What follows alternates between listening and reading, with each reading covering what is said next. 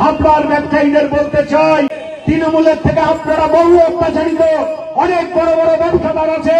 আজকে স্টেশনে দাঁড়িয়ে রাজপথে কথা দিয়ে যাচ্ছি, ভারতীয় জনতা পার্টির পক্ষ থেকে আপনাদের আর কেউ লুটতে পারবে না। চাঁদা দাও, এতে চাঁদা দাও, বালুদা আসছে চাঁদা দাও, বালুদার গাড়ির টায়ার পাংচার হয়ে গেছে চাঁদা দাও, অমুক হচ্ছে চাঁদা দাও, দেয়া লাগবে না। শুধু একটিবার বিজেপিকে আনুন এই হাবড়াতে। আমরা কথা দিচ্ছি, এখানে শেখর আছে, মন্ডল সভাপতি আছে, প্রত্যেকটা কর্মী আছে, অতন্ত্র প্রহরীর মতো হাবড়ার ব্যবসাদারদের পাহারা দেবে। টোটো অটো ভাইদের বলছি, 10 পয়সায় চিটারদের দেওয়া লাগবে না, 10 পয়সা চিটারদের দেওয়া লাগবে না।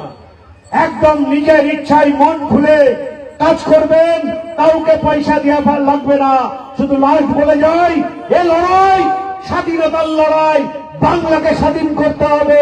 কারণ ভারতবর্ষ স্বাধীন হয়েছে 1947 সালে 15ই আগস্ট, কিন্তু আমরা বাংলার মানুষ এখনো স্বাধীনতা পাইনি।